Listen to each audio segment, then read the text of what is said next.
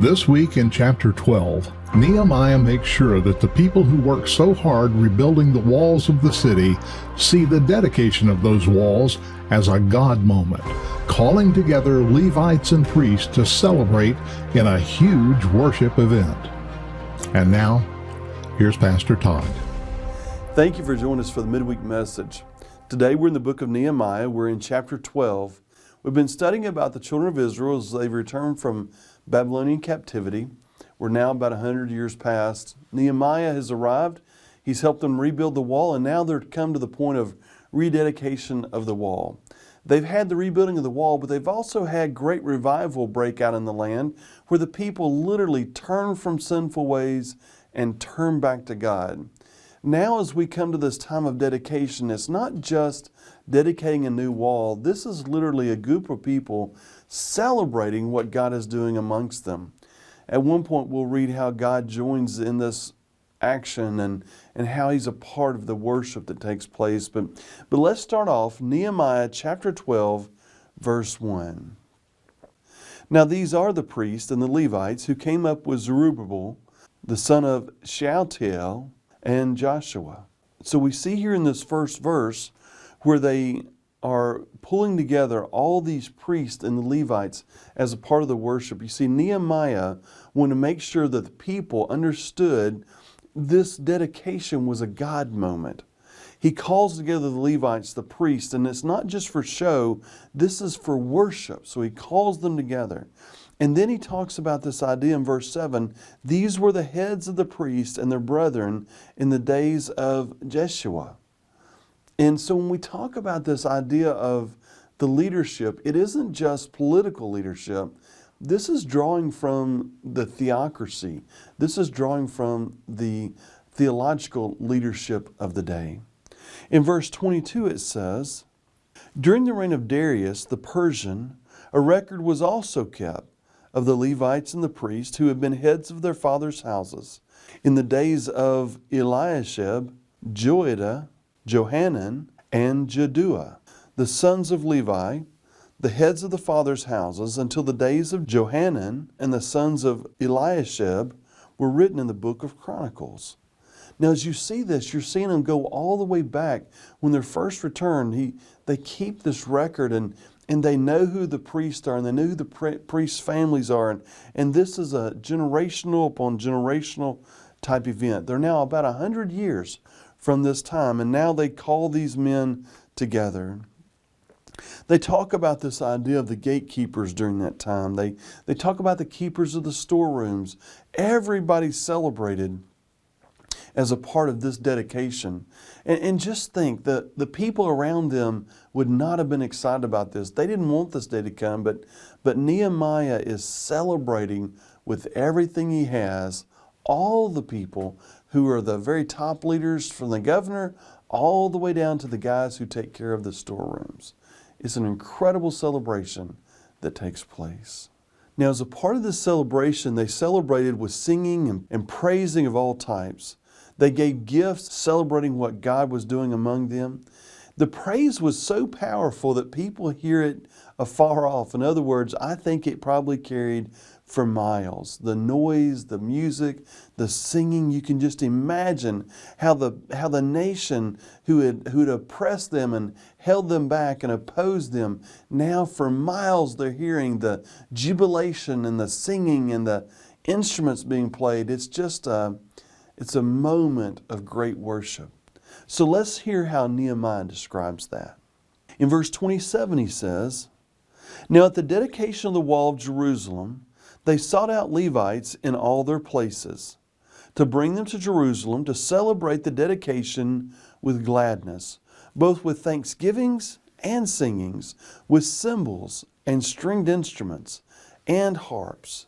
And the sons of the singers gathered together from the countryside around Jerusalem, from the villages of the Netophathites, from the house of Gilgal, from the fields of Geba and Asmaveth, for the singers had built themselves villages all around Jerusalem.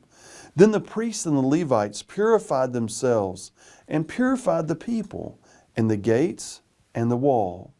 So I brought the leaders of Judah up on the wall and appointed 2 large thanksgiving choirs. One went to the right hand on the wall towards the refuge gates. And in verse 38, it moves down. It says, and the other thanksgiving choir went the opposite way. And I was behind them, with half the people on the wall going past the tower of the ovens as far as the broad wall.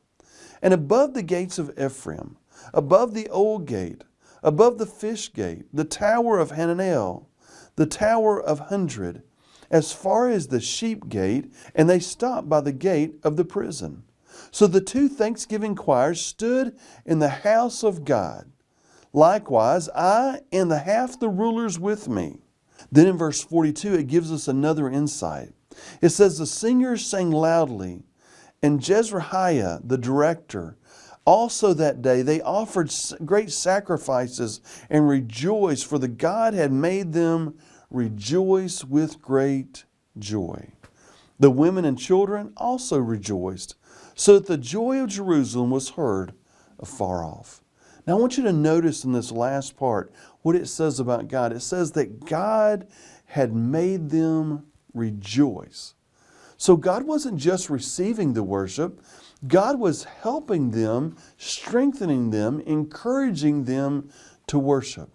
Now, a lot of times we think about worship in one of two ways. Either us worshiping a God who's listening, or a God who's listening simply being a part of the worship towards us as though we're receiving what's going on the stage, and somehow or another it's a part of a celebration that we watch. But the truth is that real worship is when God's people join with the Spirit of God and we worship Almighty God together with His strength, with His joy. You ever heard a choir sing and all of a sudden you realized there's just something different taking place? It's not the voices of the practice. It's the Spirit of God lifting them up and helping them, encouraging them, almost pushing them to worship God in a new way.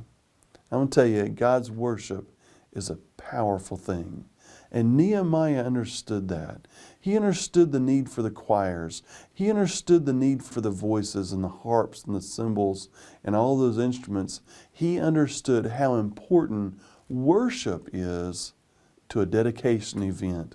Because the people aren't just dedicating a wall, they're dedicating themselves to God with a renewed vigor and a renewed spirit. Now, the third thing we notice about this section is that Nehemiah never intended this to be a one-off thing.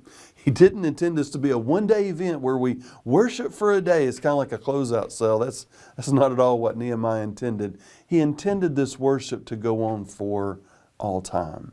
And how do we know that? It's because of the way he assigns people to different sections and they pay them to do their jobs. So if you look down in verse 44, we have this as it becomes part, this worship becomes part of this everyday life in Jerusalem, where people were paid to be singers and gatekeepers. Let's look at what Nehemiah says. At the same time, some were appointed over the rooms of the storehouse for the offerings, the first fruits, and the tithes, to gather them in from the fields of the cities, the portions specified by the law for the priests and Levites. For Judah rejoiced over the priests and the Levites who ministered. Both the singers and the gatekeepers kept the charge of their God and the charge of the purification, according to the command of David and Solomon his son. For in the days of David and Asaph of old, there were chiefs and singers and songs of praise and thanksgiving to God. In the days of Zerubbabel, in the days of Nehemiah, all Israel gave the portions for the singers and the gatekeepers, a portion for each day. They also consecrated holy things for the Levites, and the Levites consecrated them for the children of Aaron. So here they've provided for the choirs, for the gatekeepers, for the people who are celebrating, for the priests and the Levites. Everybody's taken care of because they recognize it's not just the people in the fields that are gathering food that are worthy of pay. It's also those people who worship and allow the people who come to Jerusalem to worship God and to maintain this sense of presence, of God's presence in this place. I want to tell you something. People of God need to recognize the power there is in those who sing and play and celebrate with the talents that God has given them as we worship a holy God in a powerful way. Nehemiah understood it, and I want to tell you, it changes our church when we understand it as well. I hope that you have a great week. Thank you for watching.